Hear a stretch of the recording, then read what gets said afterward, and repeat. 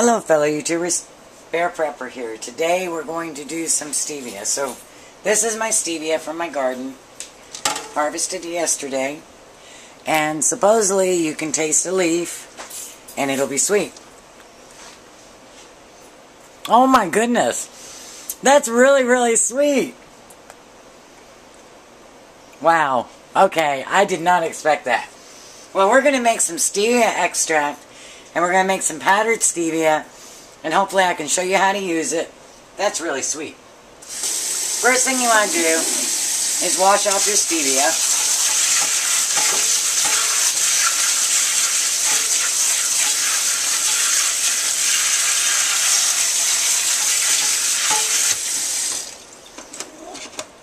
At this point, you want to pull the leaves off, and most of the videos I've seen, to be honest, let me show you down here, I just don't think they know how to do it. They're going one leaf by one leaf by one leaf.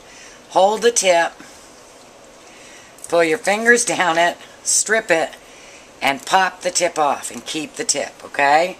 So don't pick it off leaf by leaf. Hold the tip. Whoops. And sometimes it breaks, but, you know, pull them down. Very simple. They are really sweet. Save the tip. Apparently the tip has the most sugar in it. And while you're growing it, a lesson I learned is the minute you see flowers, deadhead it. Matter of fact, you can take it down within 6 inches of the dirt, because once it starts flowering, it'll actually kill the plant. So unfortunately, I'll probably lose that plant that's flowering out at the retreat. But that's all you do. You don't want the stems. Yes, the stems have stevia in it, but it's so minute and they're bitter that you just don't want them, okay? So let me go ahead and get this done. And then all we're going to do with this, we're going to make some extract to start.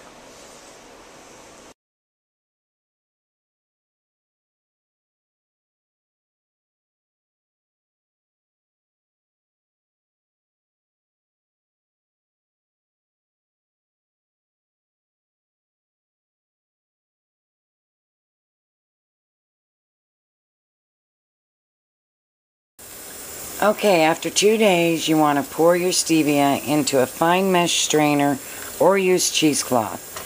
And you don't want to push too much, but my stevia is, and I'm holding my camera because my other camera's broken, and you want to push all that nice juice out.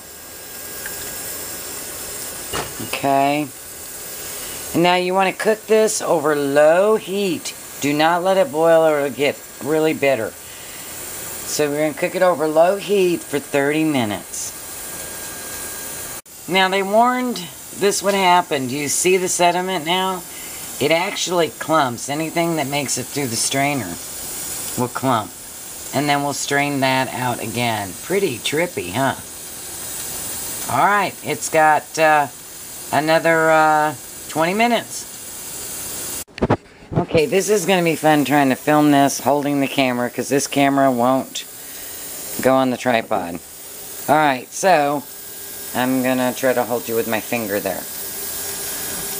I've got some flour sock towels, and I made a well. I'm going to do the final strain. The reason you're cooking it for 30 minutes is to get the alcohol out.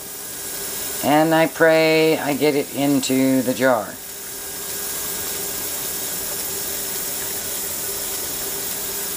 And you're just going to pour it in, let it strain through. See, and that's all those specks that we saw collecting.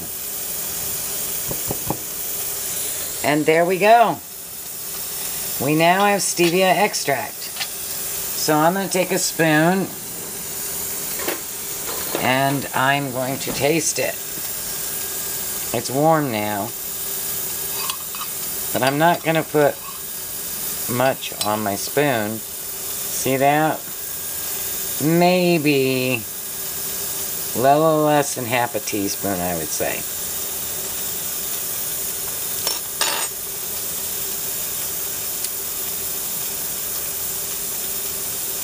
I would say that there's still alcohol in it. Definitely still alcohol. I'm going to cook it some more. No, definitely don't like the alcohol. Whooshka. Let's cook it again. Maybe I just didn't simmer it hot enough. Okay, borrowing a camera, see if we can give you the after results on this. This is the stevia powder. It's green. I've got about 2 tablespoons, which is 1 cup. Now, when I finish grinding the stevia in the coffee grinder, I took and added some water to it. And that is really a half a teaspoon is probably about a teaspoon of sugar. And that's just the powder added to some water from the coffee grinder.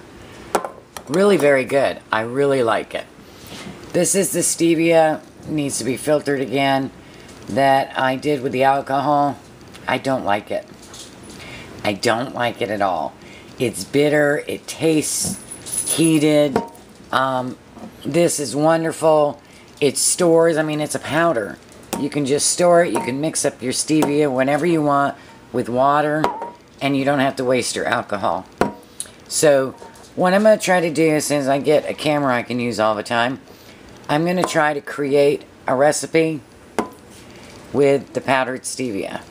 Probably need a little more. I could probably make a small cake or a zucchini bread or something with 2 tablespoons. So, I've got to keep in mind I only have 1 cup of sugar here. And see how it does. I'm going to use this in coffee and things like that and see how much it actually takes to sweeten it very, very slightly. I probably use a teaspoon and a half of that sweet cream that you get, like the vanilla cream in my coffee. And we'll see how much it takes to get that kind of flavor. And this stuff, I'm probably just going to throw it out. I really, really don't like it. So, you know, for those of you that like it this way, go for it. I'm going to stick with the easy way.